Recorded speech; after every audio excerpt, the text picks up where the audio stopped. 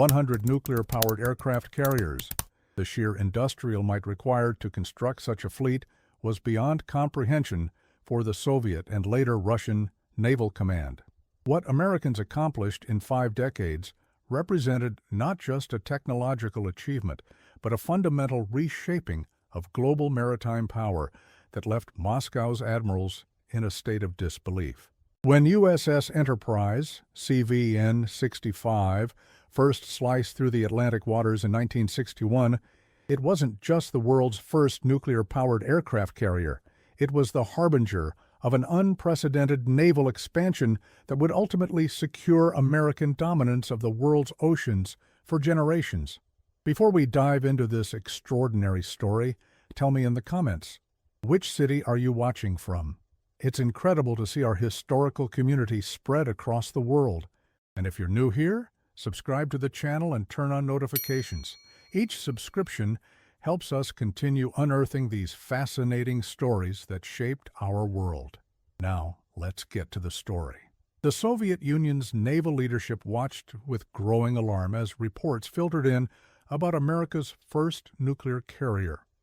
Enterprise was a behemoth at 1,123 feet long, displacing 93,500 tons fully loaded, and capable of carrying over 90 aircraft. But what truly distinguished this vessel wasn't its size. It was the 8 nuclear reactors housed deep within its armored hull that freed it from the constraints that had limited carrier operations throughout naval history. No longer tethered to fuel supplies, Enterprise could steam at full speed, over 30 knots, for months without refueling. The strategic implications were immediately apparent to Admiral Sergei Gorshkov, the visionary commander who would lead the Soviet Navy from 1956 to 1985. This is not merely a new warship, Gorshkov reportedly told the Soviet Defense Council in a closed session in December 1961. This is a fundamental shift in naval warfare. The Americans have created a mobile air base that can operate indefinitely in any ocean of the world. Documents declassified after the Cold War revealed how profoundly the Enterprise's capabilities had shaken Soviet naval doctrine. The Admiral's assessment proved prescient, though even he could not have imagined the scale of what would follow. While the Americans celebrated Enterprise as a technological marvel, few understood it as the vanguard of a transformative naval strategy. President John F. Kennedy had toured the massive vessel during its construction at Newport News Shipbuilding in Virginia.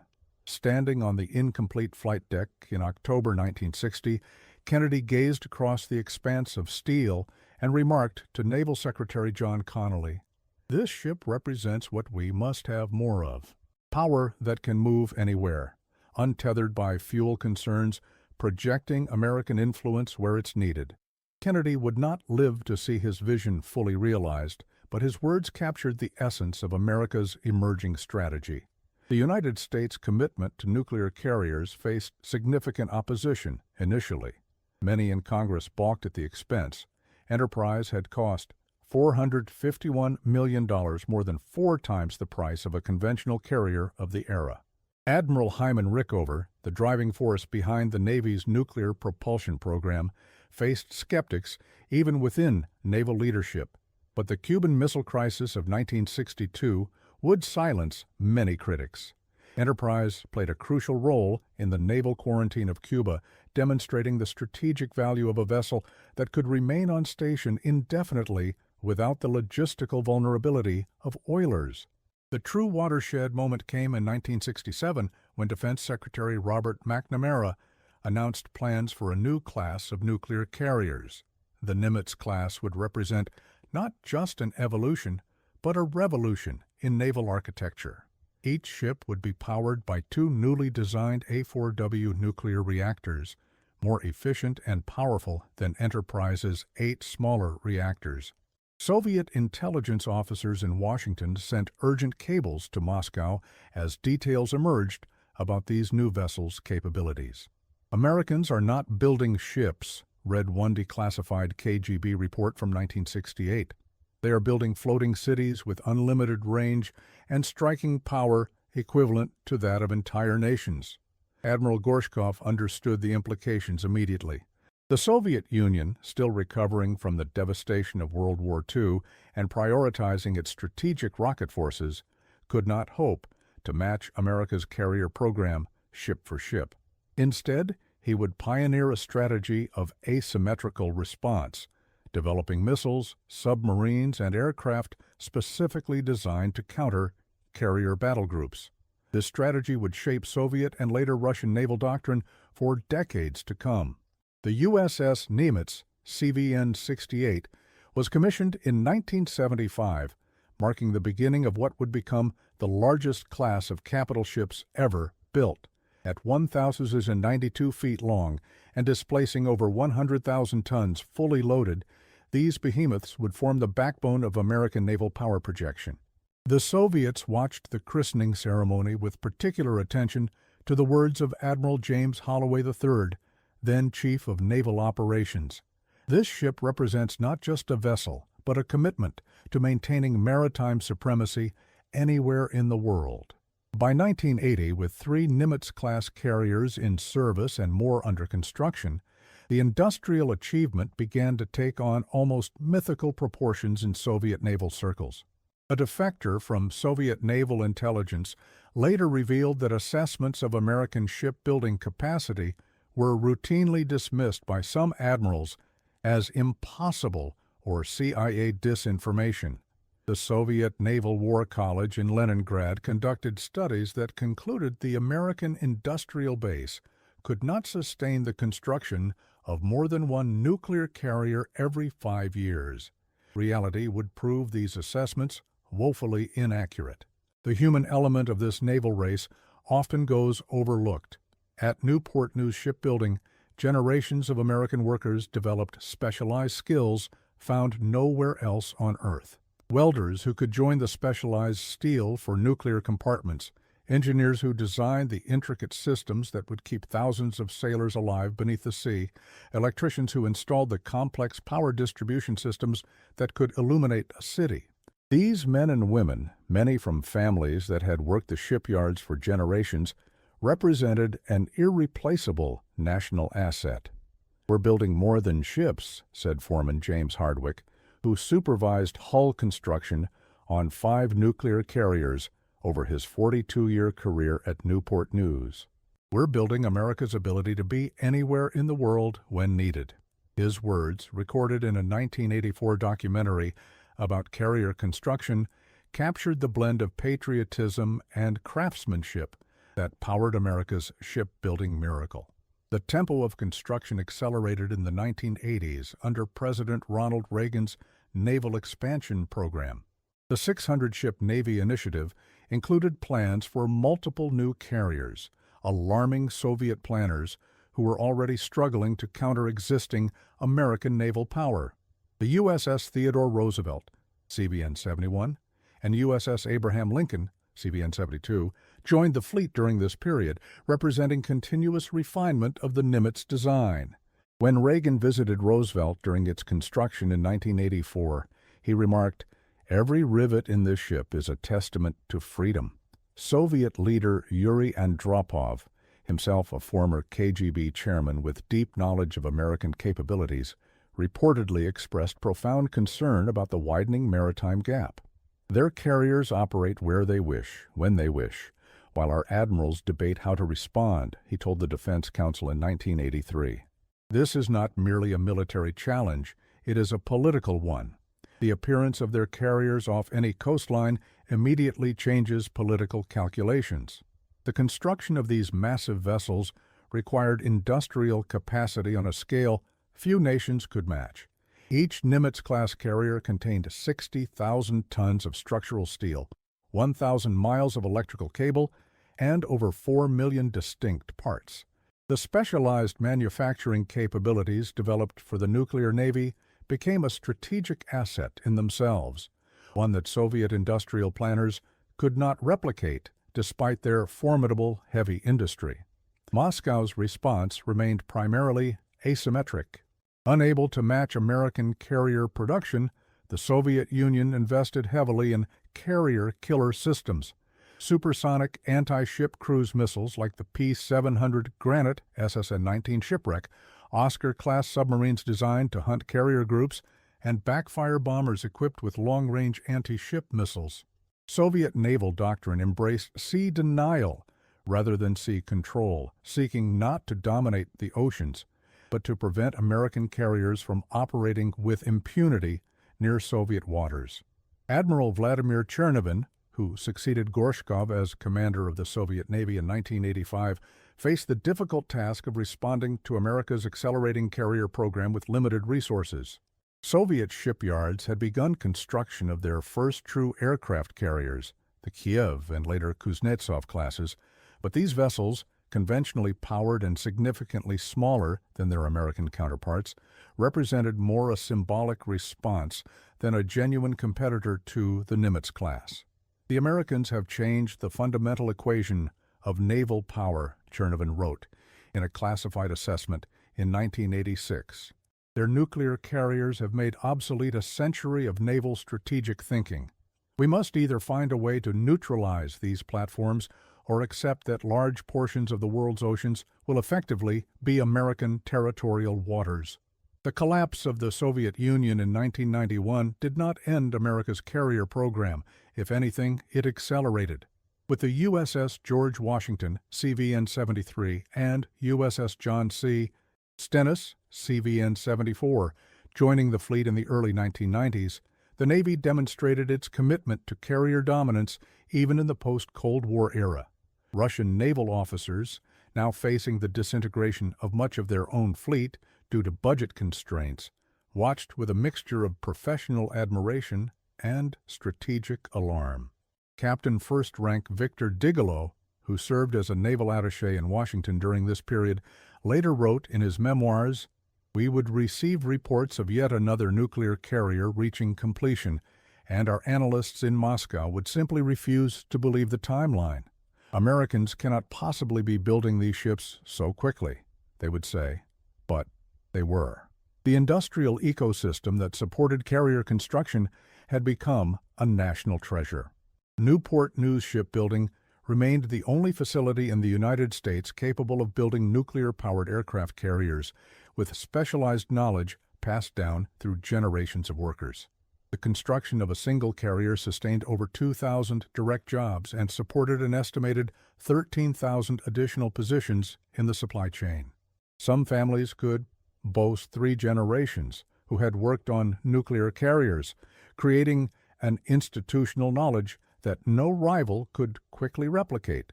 Perhaps most remarkable was the continuous improvement of the vessels. Each successive Nimitz-class carrier incorporated lessons from its predecessors. The USS Harry S. Truman, CVN-75, commissioned in 1998, featured significant advances in computing, aircraft handling systems, and habitability compared to the original Nimitz, despite sharing the same basic design. This evolutionary approach allowed American shipbuilders to refine their techniques while maintaining production momentum. Russian President Boris Yeltsin, during a rare visit to the Russian Northern Fleet in 1992, confronted the stark reality of the naval imbalance. Standing aboard the conventionally powered carrier Admiral Kuznetsov, Yeltsin asked Fleet Commander Admiral Felix Gromov what would be required to match American carrier capabilities. Gromov's response was blunt. "A different economy, Mr. President." The exchange, later recounted in Gromov's memoirs, encapsulated Russia's dilemma. Naval superiority rested not just on technical expertise, but on industrial capacity and economic strength. The American nuclear carrier program represented more than military hardware. It embodied a national commitment to maritime supremacy. When the USS Ronald Reagan, CVN-76, was commissioned in 2003, President George W. Bush made this explicit. "This ship carries a name that stands for freedom. It will carry that freedom to the furthest corners of the world." For Russian naval planners watching the ceremony via satellite, such statements reinforced their perception of America's determination to maintain naval dominance. The human dimension of carrier operations further distinguished American capabilities. Each nuclear carrier required a crew of approximately 5,000 sailors and airmen, a floating community larger than many small towns. The training pipeline to produce qualified nuclear operators, aviation ordnance men, air traffic controllers, and the myriad other specialties required for carrier operations represented another barrier to entry that few nations could overcome. Russia, with its shrinking population and economic challenges, found the personnel requirements alone to be daunting. Admiral Vladimir Kuroyedov, Commander-in-Chief of the Russian Navy from 1997 to 2005, candidly assessed the situation in a closed briefing to the State Duma's Defense Committee in 2000. The Americans have created a system, not just ships, but an entire ecosystem of technology, training, logistics, and industrial capacity that allows them to operate these vessels as no other nation can. We must be realistic about our ability to counter this system given our current resources. The arrival of the USS George H.W. Bush, CVN-77, in 2009, the 10th and final Nimitz-class carrier, marked the culmination of a shipbuilding program spanning more than 3 decades. For American naval strategists, it represented consistency and commitment. For their Russian counterparts, it demonstrated an industrial perseverance they had once believed impossible. The 10 nuclear supercarriers of the Nimitz class, together with Enterprise, constituted the most powerful, concentrated naval force in history. Russian naval intelligence devoted considerable resources to understanding how the Americans had sustained this shipbuilding achievement. Captain Sergei Topichkanov, who headed the Naval Technical Intelligence Department in the early 2000s, later acknowledged, "We had assumed their program would falter due to budget constraints or technical challenges. When it did not, we were forced to reconsider fundamental assumptions about American industrial capabilities and strategic commitment." The technical challenges of nuclear carrier construction remained formidable.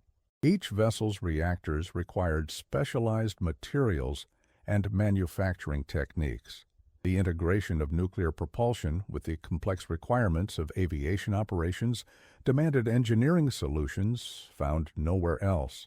The institutional knowledge concentrated at Newport News Shipbuilding and within the Navy's nuclear propulsion program became a national asset that Russia, despite its considerable nuclear expertise, struggled to replicate. Meanwhile, America was already looking beyond the Nimitz class. Planning for the next generation of nuclear carriers had begun even before the last Nimitz was completed. The Gerald R. Ford class would represent another leap forward, incorporating electromagnetic aircraft launch systems instead of steam catapults, advanced nuclear reactors with 3 times the electrical output, and extensive automation to reduce crew requirements. When details of these innovations reached Moscow, they prompted a fundamental reassessment of Russia's naval future. Admiral Viktor Cherkov, who would later serve as Commander-in-Chief of the Russian Navy, visited the United States in 2008 as part of a military exchange program. Though his itinerary did not include Newport News shipbuilding, he requested a briefing on American shipbuilding capabilities.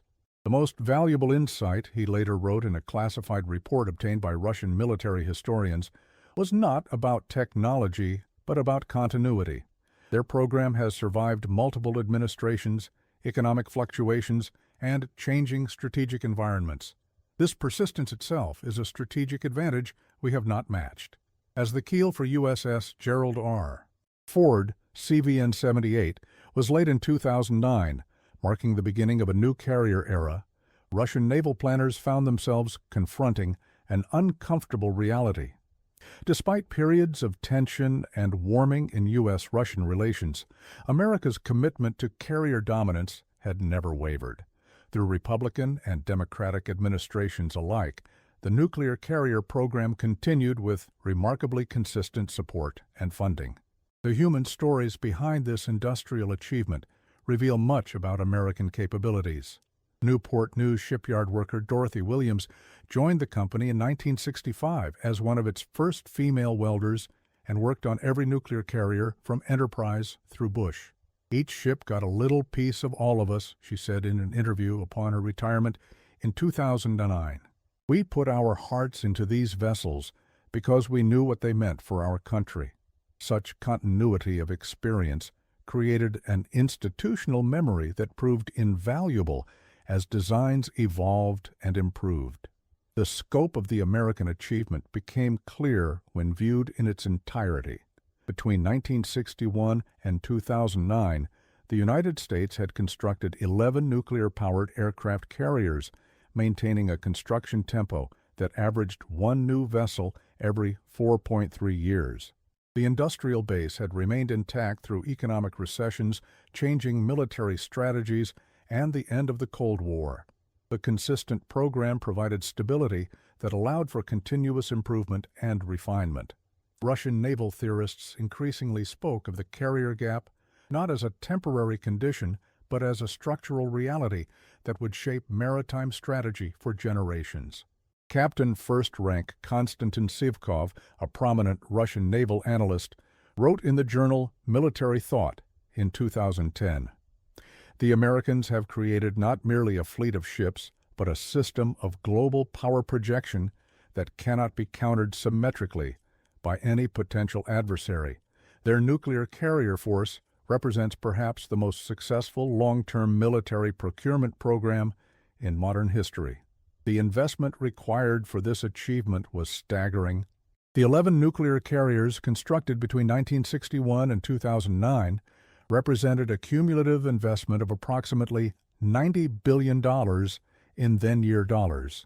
But the strategic value delivered by these vessels, the ability to project power anywhere in the world without the need for foreign basing rights, made them central to American military strategy across multiple eras.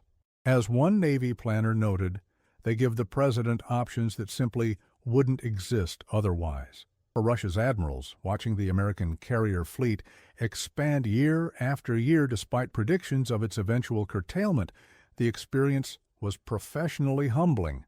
Admiral Igor Kasatonov, who commanded the Black Sea Fleet during the Soviet collapse, later reflected, "We had convinced ourselves that their program would prove unsustainable, too expensive, too complex.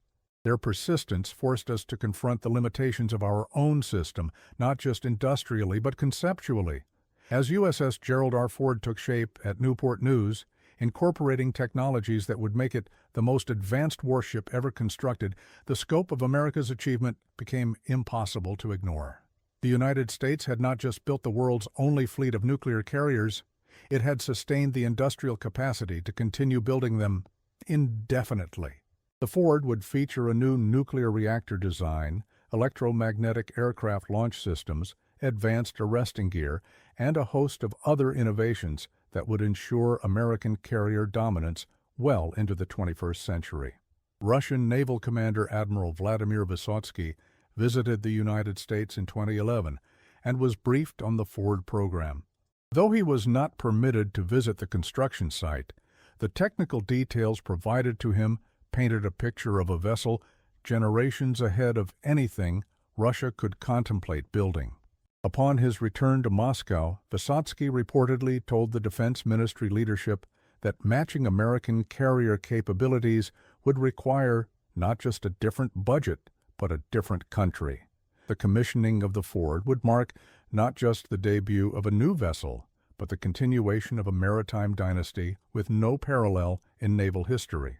As construction continued through the early 2010s, Russian naval intelligence maintained close observation of the project, collecting open-source information and analyzing satellite imagery of Newport News shipbuilding.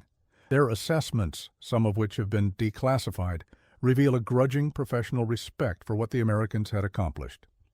"The consistency is what we find most remarkable," wrote one analyst in 2012. Their political system changes, their enemies change, their economic situation fluctuates, but their commitment to these vessels never wavers.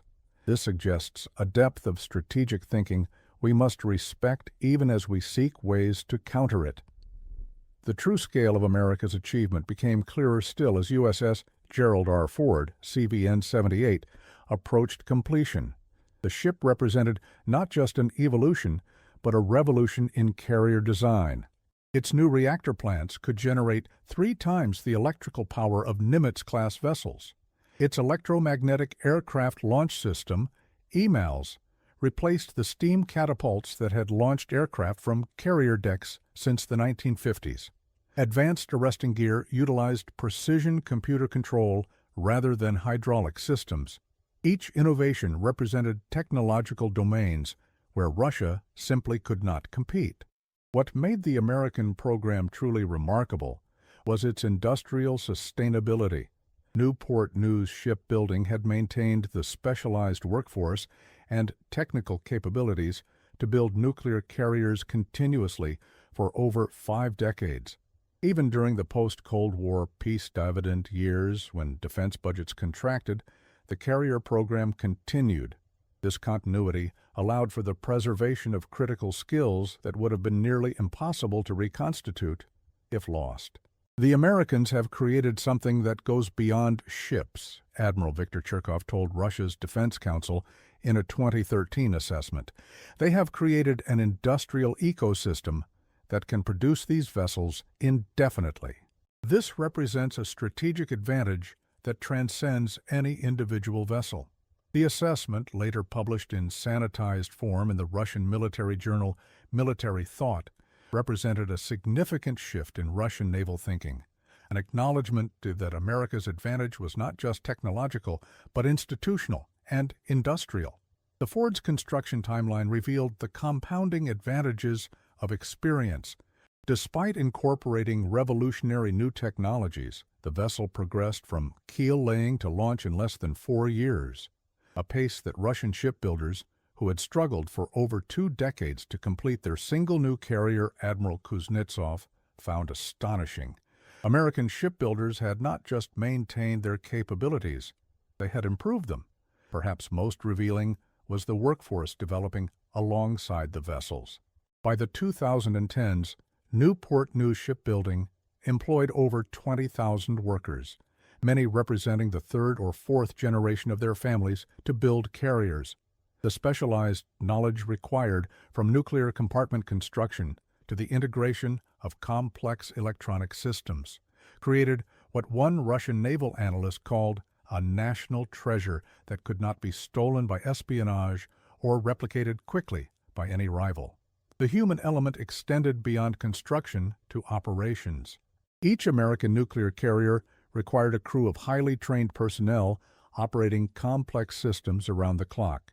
The nuclear propulsion plants alone needed hundreds of specialists who underwent 2 years of training before their first shipboard assignment. The naval aviation component added hundreds more specialized roles. The training pipeline to support the carrier fleet represented another dimension of American investment that few nations could sustain.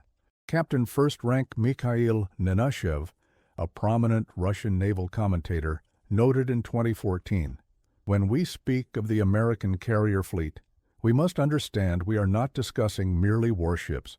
We are discussing a national commitment spanning generations to build these vessels, to train their crews, to develop their aircraft, and to maintain the industrial base that makes all of this possible."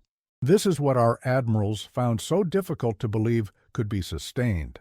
Russian naval intelligence had long monitored American carrier construction through open sources, satellite imagery, and human intelligence. Their assessments, some now available to historians, reveal a consistent pattern of underestimating American capabilities, followed by surprise at actual achievements. A 1990 assessment had predicted the Nimitz program would end with the 7th or 8th vessel due to budget constraints. When construction continued uninterrupted, analysts were forced to revise their understanding of American strategic priorities. The launch of USS Gerald R. Ford in November 2013 provided a visible demonstration of continuing American commitment. Despite cost overruns and technical challenges with its revolutionary systems, the program had never been in jeopardy of cancellation. President Barack Obama, speaking at the vessel's keel-laying ceremony in 2009, had made the strategic rationale explicit. In the Navy, there is a saying that carriers are sovereign American territory. Wherever they sail, They are a symbol of our nation's strength. For Russian observers, such bipartisan commitment to carrier construction, spanning Republican and Democratic administrations alike, represented a national consensus they could not match. The cost of the Ford, approximately $13 billion, prompted debate within Russia about priorities. Some advocates argued for asymmetric responses, continuing the Soviet tradition of developing carrier-killer weapon systems rather than attempting to match American capabilities directly. Others insisted that Russia must develop its own nuclear carrier program to maintain its status as a global naval power. The debate revealed fundamental questions about national identity and strategic purpose that went far beyond military considerations. Admiral Viktor Cherkov, who served as Commander-in-Chief of the Russian Navy from 2012 to 2016, navigated these debates carefully.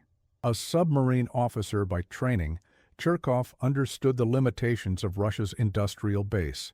In a 2015 interview with the newspaper Krasnaya Zvezda, he addressed the carrier question obliquely.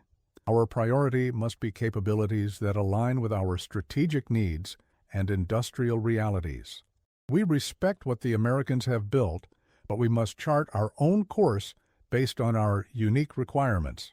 Those requirements increasingly focused on defending Russia's maritime approaches rather than projecting power globally. The 2015 Russian Maritime Doctrine emphasized protecting the country's extensive coastline and resources, with less emphasis on blue water operations far from Russian shores. This doctrinal shift represented a pragmatic acknowledgment of the carrier gap, a recognition that Russia would not match America's global maritime reach in the foreseeable future. Meanwhile, American carrier production continued its relentless pace. As Ford moved toward commissioning, construction had already begun on USS John F. Kennedy, CVN-79, the second vessel of the Ford class. Plans for USS Enterprise, CVN-80, and USS Doris Miller, CVN-81, were advancing, with the Navy negotiating a two-carrier procurement contract to achieve economies of scale. The industrial learning curve meant that Kennedy was projected to cost significantly less than Ford, despite inflation, and incorporating many of the same advanced technologies. Russian defense journals published detailed analyses of the American program, noting particularly the benefits of continuous production. A 2016 article in Naval Forces, Morskoy Spornik, concluded, "The Americans have created a virtuous cycle. By building carriers continuously, they maintain the skills and facilities needed to build them efficiently. Each vessel benefits from lessons learned on its predecessors. This continuity itself becomes a strategic advantage that transcends the capabilities of any individual ship." The commissioning of USS Gerald R. Ford on July 22, 2017, marked a new chapter in naval history. Despite technical challenges with several of its revolutionary systems, the vessel represented a leap forward in carrier design. Its increased electrical generation capacity made it future-proof, capable of accommodating directed energy weapons and other advanced systems as they matured. At the commissioning ceremony, President Donald Trump declared, "This ship can project American power in any corner of the globe." Russian naval observers watching via satellite imagery and open-source intelligence recognized the statement as more than rhetoric. Admiral Vladimir Korolev, who succeeded Cherkov as Commander-in-Chief of the Russian Navy in 2016, commissioned a comprehensive study of Ford's capabilities and their implications for Russian naval strategy. The classified assessment, portions of which were later published in sanitized form, concluded, "The vessel represents not merely a quantitative advantage, but a qualitative leap that widens the capability gap. Its power generation capacity alone creates possibilities for future weapon systems that we must anticipate now in our planning." By 2018, with Ford commissioned and 3 more carriers of the class in various stages of planning and construction, the scale of America's achievement had become impossible to ignore. Over nearly 6 decades, the United States had constructed a fleet of nuclear-powered aircraft carriers that collectively represented the most powerful maritime force in history. The program had survived the Cold War, the peace dividend, the War on Terror, the 2008 financial crisis, and shifting strategic priorities. Its continuity represented a national commitment to maritime supremacy that transcended political divisions. The human stories behind this achievement revealed much about its nature. Newport News shipyard worker James Williams had helped install reactor components on Enterprise in 1960 as an apprentice. His son Michael worked on the Nimitz class as a welder, and his granddaughter Jennifer served as an engineer on the Ford project. 3 generations of our family have helped build these ships, Jennifer told a documentary filmmaker in 2018. It's more than a job, it's part of our family's identity and our country's strength. Such continuity of expertise created institutional knowledge that no rival could quickly replicate. Russian naval analysts increasingly focused on this human dimension in their assessments. A 2019 article in the journal Proceedings of the Naval Institute, translated and republished in Russian defense journals, noted, "The American advantage is not just in technology or funding, but in people, the specialized workforce that can build these vessels, the crews that can operate them effectively, and the institutional knowledge accumulated over decades of continuous production and operation." This human capital represents perhaps the most significant barrier to entry for any nation seeking to challenge American maritime supremacy. The announcement in January 2019 that the Navy had awarded a 2-carrier contract for Enterprise and Doris Miller, committing to continuous production through the 2030s, sent a clear signal about America's long-term intentions. By contracting for 2 vessels simultaneously, the Navy achieved significant cost savings while ensuring the shipyard maintained its specialized workforce. The contract demonstrated institutional learning that had evolved over decades of carrier procurement. Admiral Nikolai Yevmenov, who became Commander-in-Chief of the Russian Navy in May 2019, inherited the challenge of responding to America's expanding carrier fleet with limited resources. Yevmenov, like his predecessors, prioritized asymmetric capabilities, hypersonic anti-ship missiles, advanced submarines, and sophisticated electronic warfare systems designed to counter carrier operations. These choices reflected not just budget constraints, but a realistic assessment of Russia's industrial capabilities. "We cannot match them ship for ship," Yevmenov reportedly told senior officers at the Naval Academy in St. Petersburg in late 2019. "But we can develop capabilities that force them to operate differently, more cautiously, at greater distances, with higher risk calculations." This approach, focusing on sea denial rather than sea control, represented a continuation of Soviet naval thinking adapted to modern technologies and Russia's current resources. As work progressed on John F. Kennedy throughout 2019 and 2020, American shipbuilders continued to refine their techniques. The vessel incorporated numerous lessons from Ford's construction, with many systems redesigned for improved reliability and maintainability. The learning curve was evident in construction metrics. Kennedy was assembled more efficiently, with fewer labor hours and rework requirements than its predecessor. This continuous improvement process represented another advantage of sustained production that Russian analysts noted with professional respect. The christening of Kennedy on December 7, 2019, 78 years to the day after the Pearl Harbor attack that had demonstrated the decisive power of carrier aviation, carried symbolic weight. Speaking at the ceremony, Chief of Naval Operations Admiral Michael Gilday made the historical connection explicit. From the ashes of Pearl Harbor, American industry forged the most powerful navy the world has ever known. The ship we christen today continues that tradition of American maritime strength. For Russian observers, the continuity of American naval strategy across generations remained its most impressive aspect. By early 2020, as Kennedy moved toward completion and Enterprise's construction gained momentum, American nuclear carrier production had achieved a stability and predictability that few government programs could match. The industrial base had weathered political transitions, economic fluctuations, and strategic reorientations. The two-carrier procurement of Enterprise and Doris Miller ensured that production would continue well into the 2030s, extending America's nuclear carrier program to over 7 decades of continuous construction. The impact on Russian naval thinking was profound. Admiral Yevmenov commissioned a strategic review in 2020 that explicitly acknowledged the carrier gap as a long-term structural reality rather than a temporary condition. The review, portions of which were later published in the journal Military Thought, concluded, "For the foreseeable future, American nuclear carriers will remain the dominant platform for global power projection. Our strategy must acknowledge this reality while developing capabilities that create uncertainty and risk for carrier operations in regions vital to Russian interests." This acknowledgment represented a significant evolution in Russian naval thinking.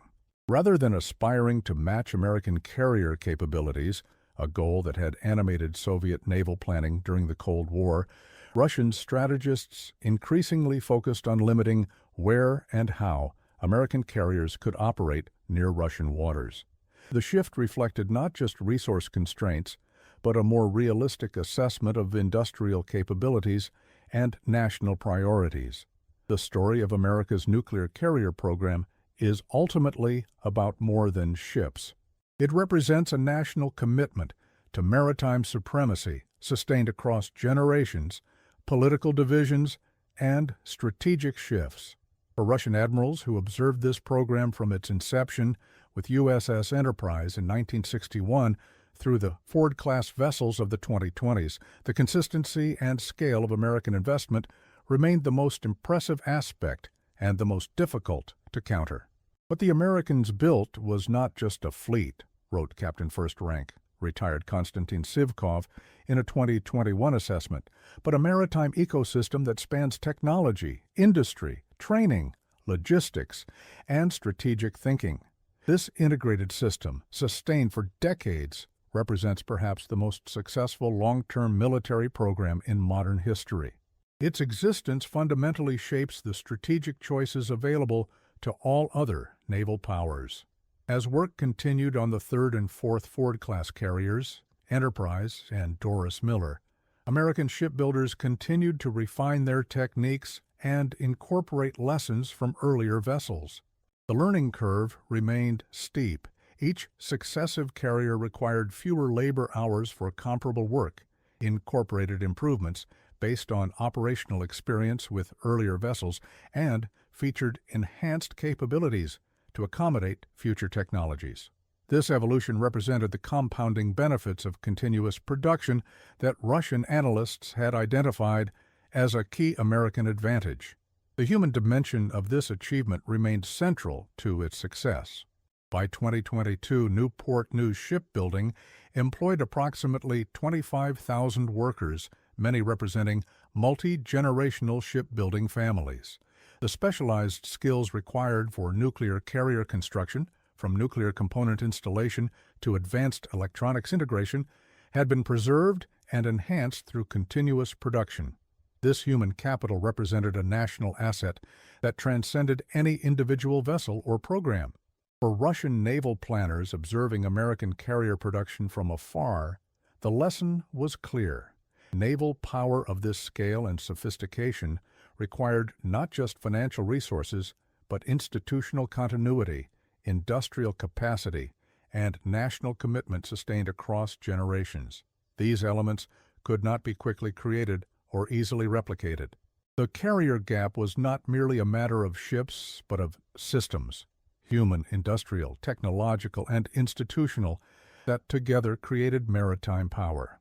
Admiral Yevmenov acknowledged this reality in a 2022 speech to graduating officers at the Naval Academy in St. Petersburg. We study the American carrier program not just for its technical achievements, which are formidable, but for what it reveals about national strategic thinking. Their consistency of purpose across 6 decades tells us something important about how they view maritime power and its role in their global position. The American nuclear carrier program had indeed revealed a national strategic consensus that transcended partisan divisions and administrative changes. From Enterprise's commissioning under President Kennedy to the Ford-class program spanning administrations from George W. Bush through Joe Biden, carrier construction had maintained remarkably consistent support. This bipartisan commitment represented a stability of purpose that few government programs could match, and that potential adversaries could not ignore in their planning. By 2023, with Ford fully operational, Kennedy preparing for commissioning, and Enterprise under construction, the American nuclear carrier fleet remained the most powerful maritime force in history. Each vessel represented not just military capability but industrial achievement, technological innovation, and human expertise accumulated over decades of continuous development. The program's longevity and consistency had created advantages that extended far beyond the capabilities of any individual ship. Russian naval strategists, observing this sustained American commitment, increasingly focused on developing capabilities that could limit carrier operations in specific regions rather than trying to match American maritime power globally. This asymmetric approach, emphasizing anti-access area denial systems, sophisticated electronic warfare, and hypersonic anti-ship missiles, represented a pragmatic response to industrial and resource realities that Russian admirals had recognized since the program's inception. The story of America's nuclear carrier program and Russia's response to it reveals fundamental truths about maritime power in the modern era. True naval supremacy rests not just on ships, but on systems, industrial, technological, human, and institutional, that can be sustained across generations. The American achievement of building and maintaining a fleet of nuclear carriers over 6 decades represents not just military capability, but national commitment expressed through industrial policy, workforce development, and strategic consistency. As USS Doris Miller, CVN-81, took shape in the massive dry docks at Newport News Shipbuilding in 2024, Russian naval analysts continued their careful observation of American capabilities. Satellite imagery revealed steady progress on the vessel, which would be the fourth of the Ford class and was scheduled for commissioning in the early 2030s. The American nuclear carrier program had now spanned more than 6 decades, from Enterprise's keel laying in 1958 to Miller's construction in the 2020s. Throughout this period, American shipbuilders had maintained not just the capacity to build these vessels, but the ability to continuously improve them. What we find most remarkable, wrote one Russian naval intelligence analyst in a 2024 assessment later declassified, is not just the technological sophistication, but the industrial sustainability. They have created a system that can continue indefinitely, incorporating new technologies and capabilities with each successive vessel, while maintaining production momentum. This represents strategic thinking at its most mature. By mid-2024, the U.S. Navy had commissioned 3 Ford-class carriers, Ford, Kennedy, and Enterprise, had one under construction, Miller, and was planning for a 5th vessel, tentatively designated CVN-82. The shipbuilding plan released by the Navy in February 2024 confirmed the service's intention to maintain a fleet of at least 12 nuclear carriers for the foreseeable future, with new construction time to replace older vessels as they reached the end of their service lives. This steady-state model ensured that Newport News Shipbuilding would maintain continuous carrier production through the 2040s and beyond. For Russian Admiral Yevmenov and his staff, these plans represented both a challenge and a reality check. Russia's own carrier ambitions had been repeatedly scaled back due to budget constraints and industrial limitations. The Admiral Kuznetsov, Russia's sole aircraft carrier, had spent more time undergoing repairs than at sea in recent years. Plans for nuclear-powered successors had been announced several times, but never progressed beyond conceptual designs. The gap between American and Russian carrier capabilities was not narrowing, but widening with each passing year. We must be realistic about what we can achieve. Yevmenov reportedly told the Defense Ministry leadership in a closed session in June 2024. The Americans have spent 6 decades and trillions of rubles building not just ships, but an entire ecosystem that supports them. We cannot replicate this quickly, if at all. Our strategy must acknowledge this reality while focusing on areas where we can achieve effective deterrence. The reference to an ecosystem captured an important truth about America's nuclear carrier program. Beyond the vessels themselves, the United States had developed an integrated system that included the industrial base to build them, the training pipeline to crew them, the logistics network to support them, the naval aviation component to operate from them, and the escort vessels to protect them. This comprehensive approach represented national commitment expressed through multiple dimensions of maritime power. Newport News shipyard worker Thomas Brennan, a third-generation shipbuilder who had worked on 5 nuclear carriers over his 32-year career, expressed this continuity in human terms during a 2024 interview. "My grandfather helped build Enterprise. My father worked on 3 of the Nimitz class, and I've been part of the Ford program since the beginning. There's something special about knowing that your family has helped build vessels that have shaped history and will continue to do so long after we're gone." Such generational continuity created institutional knowledge that transcended formal training or documentation. The specialized skills required for nuclear carrier construction, from nuclear component installation to advanced electronics integration, had been preserved and enhanced through continuous production. This human capital represented a national asset that Russian analysts identified as perhaps the most difficult aspect of the American program to replicate. By September 2024, as USS Enterprise, CVN-80, completed its final fitting out and prepared for sea trials, the scope of America's achievement had become even clearer.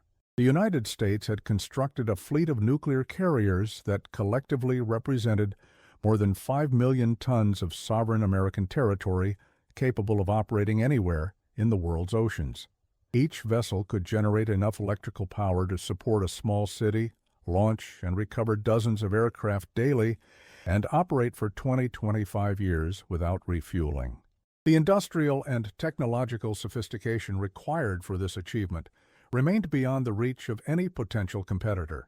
Russian Defense Minister Andrei Belousov, touring naval facilities in Severomorsk in October 2024, addressed the carrier question directly when pressed by journalists. "We respect what the Americans have built. It represents a national achievement spanning generations. Our approach must be different, focused on our specific security needs and geographic realities. We will develop capabilities that ensure our maritime security without attempting to mirror American programs that reflect their unique strategic position and industrial history."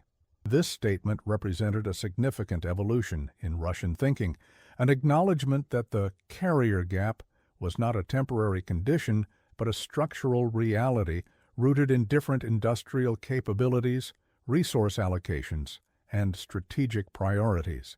Rather than aspiring to match American carrier capabilities ship for ship, Russian naval planning increasingly focused on limiting where and how American carriers could operate near Russian waters through sophisticated anti-access area denial systems. The American nuclear carrier program's consistency across 6 decades and multiple administrations remained perhaps its most remarkable aspect. From Kennedy to Biden, through periods of Cold War tension, post-Soviet cooperation, and renewed competition, the commitment to carrier construction had never wavered. This bipartisan consensus reflected a shared understanding of maritime power's role in American global influence that transcended partisan divisions and administrative changes. "The Americans have created something that goes beyond ships," Admiral Yevmenov told Naval Academy graduates in a November 2024 address. "They have created a maritime system that projects their influence globally and shapes the strategic choices available to all other nations." Understanding this system, its strengths and its vulnerabilities, remains essential to our own maritime strategy. As 2025 began, with Ford conducting its second deployment, Kennedy fully operational, Enterprise preparing for commissioning, and Miller under construction, the American nuclear carrier fleet remained the most powerful maritime force in history. Each vessel represented not just military capability but industrial achievement, technological innovation, and human expertise accumulated over decades of continuous development. The program's longevity and consistency had created advantages that extended far beyond the capabilities of any individual ship. For Russian naval officers observing from afar, the lesson was clear. True maritime power rested not just on vessels, but on systems, industrial, technological, human, and institutional, that could be sustained across generations. The 100 nuclear carriers referenced in breathless Russian intelligence assessments from the early days of the program hadn't materialized literally. The actual number was closer to 15 vessels constructed over 6 decades. But the impact on global maritime power had been no less profound. American nuclear carriers had fundamentally reshaped naval strategy, forcing all other maritime powers to adapt to their existence. The human dimension of this achievement remained central to its success. By early 2025, Newport News Shipbuilding employed over 25,000 workers dedicated to carrier and submarine construction, with thousands more in the supply chain. The specialized knowledge concentrated at this facility, how to build nuclear compartments, integrate advanced electronics, construct flight decks that could withstand the punishment of carrier operations, represented a national asset developed across generations. Russian analysts had long identified this human capital as perhaps the most difficult aspect of the American program to replicate. Admiral Igor Mukhamedyan, who headed the Russian Navy's shipbuilding directorate, acknowledged this reality in a February 2025 assessment. The Americans have not just built ships, they have nurtured the human expertise required to build them. This institutional knowledge, preserved through continuous production, represents perhaps their greatest advantage. Such expertise, once lost, cannot be quickly reconstituted regardless of funding or political will. As USS Enterprise prepared for its commissioning ceremony in March 2025, the vessel represented not just the continuation of America's carrier tradition, but its evolution. As the third Ford-class carrier, Enterprise incorporated numerous improvements based on operational experience with Ford and construction lessons from Kennedy. Its advanced systems, from electromagnetic aircraft launch to integrated electrical propulsion, represented the culmination of technological development that had begun with its namesake, the original nuclear carrier Enterprise, more than 6 decades earlier. The symbolic weight of the name was not lost on American or Russian observers. The original USS Enterprise, CVN-65, had been decommissioned in 2012 after 51 years of service, the longest-serving aircraft carrier in American history. The new Enterprise, CVN-80, represented continuity across generations, carrying forward not just a name, but a tradition of maritime power projection that had shaped global affairs for over half a century. For Russian naval officers who had tracked American carrier development throughout their careers, the commissioning of a new Enterprise provided a moment for reflection on the remarkable consistency of American maritime strategy. What the Americans have achieved, wrote Captain First Rank retired Victor Baronets in a March 2025 analysis, is not just a fleet of ships, but a maritime system sustained across generations. From the original Enterprise to the Ford class, they have maintained not just the vessels, but the industrial capacity to continue building them indefinitely. This persistence represents strategic thinking at its most mature, looking decades ahead while maintaining momentum in the present. President Biden, speaking at Enterprise's commissioning ceremony on March 15, 2025, made this continuity explicit. This ship carries forward not just a storied name, but a tradition of American maritime strength that has secured freedom of navigation for all nations for generations. From the first Enterprise that sailed in 1775 to the vessel we commission today, This name has been synonymous with American determination to maintain a free and open maritime commons. For Russian observers watching via satellite imagery and open-source intelligence, the ceremony represented more than rhetoric.